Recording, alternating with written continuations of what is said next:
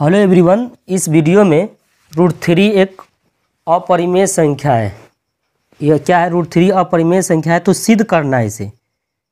तो ये √3 अपरिमेय है तो इसको सिद्ध करके बताना है कि अपरिमेय कैसे।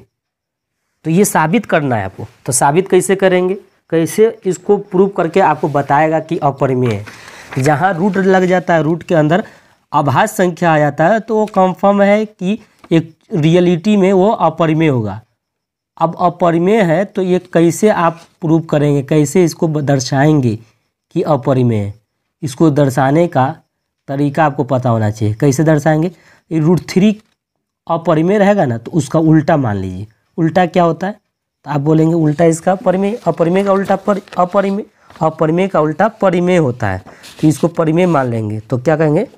माना कि √3 एक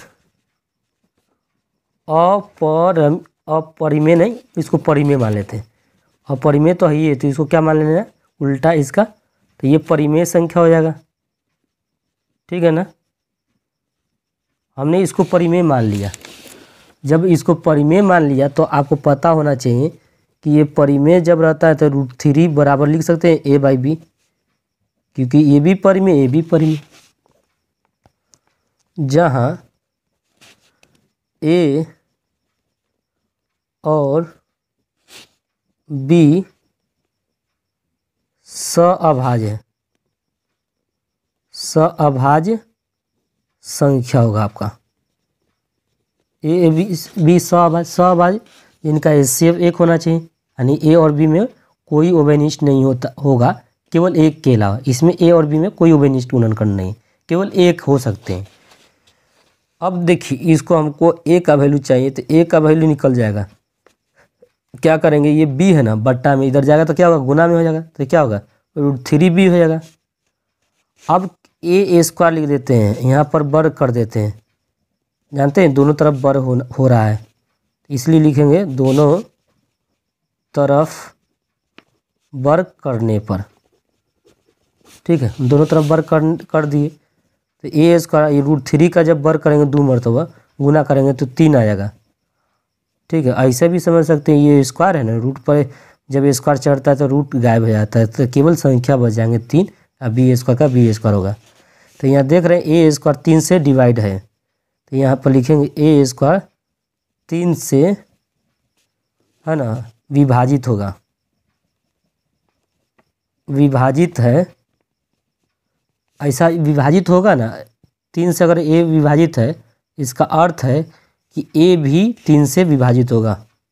a भी 3 से विभाजित होगी। एक रीजन के से समझते हैं। जैसे 3 का स्क्वायर क्या है? 9 का वर्ग 3 होता है, 3 का वर्ग 9 होता है, जो 3 का वर्ग 9 होता है। अब 3a² है, 3a² को 3 से डिवाइड कर सकते हैं? नहीं कर सकते हैं, तो इसको काट सकते हैं। क्यों? क्योंकि 3 × 3 लिख सकते हैं। अब बटे में 3, 3 से 3 कट गए तो क्या हो गया? 3 तो डिवाइड हो गया, 3 से 3 कट गया तो डिवाइड है ना हो रहा है। अब क्या ये a² था, 3 का स्क्वायर था तो कट रहा था, इसको a माना गया था। अब क्या इसका स्क्वायर हटा देते, केवल 3, क्या 3 से डिवाइड होगा कि नहीं? 3/3, 3 × 3, 3 × 3, तो डिवाइड तो ही जा रहा है। तो यही हमको समझाने का अर्थ है। जब a² 3 से डिवाइड हो जाएगा ना तो a भी 3 से विभाजित होगा। ठीक है, यही हमको कहने का मतलब है। अगर a को 3 से डिवाइड करते हैं तो c मरतबा जाता है, c मरतबा भाग लग जाता है। अब इसका दोनों तरफ वर्ग कर देते हैं। a² बराबर 3 का स्क्वायर, यहाँ पर लिखते हैं दोनों तरफ वर्ग करने पर।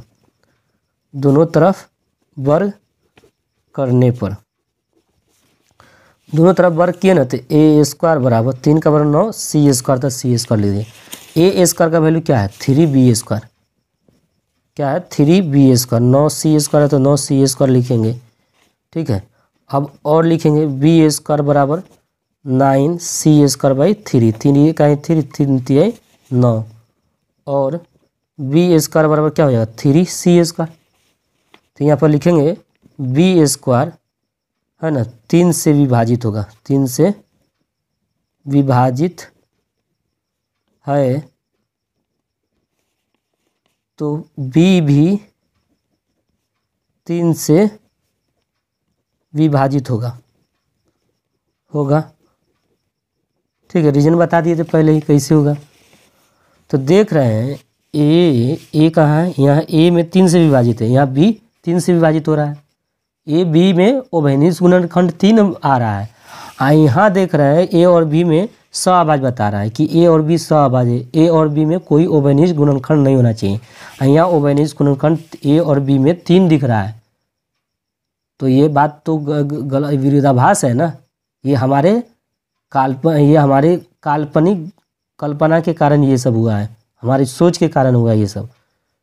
तो हमको लिख देना है इस चीज़ को कि ए और बी में 3 उभयनिष्ठ गुणनखंड है,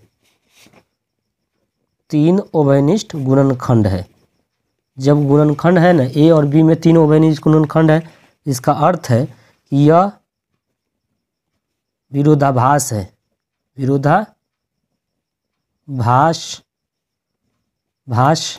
हमारी गलत कल्पना के कारण हुआ है। गलत लिखे हुए, गलत कल्पना के कारण हुआ है। ये हमारी है ना, ये विरोधाभास हमारी गलत कल्पना के कारण हुआ है। और इसीलिए लिख देंगे कि √3 एक अपरिमेय संख्या है। आपका √3 क्या हो गया, अपरिमेय संख्या हो गया। तो बस इसमें उदाहरण 3 है ना, 9 से लेके आपको पूरा 11 तक ले दिया हुआ था। तो एक वीडियो में मैंने ये बनाया, बाकी 2 वीडियो में आपको एक ही वीडियो में 2 उदाहरण मिल जाएंगे, देख सकते हैं।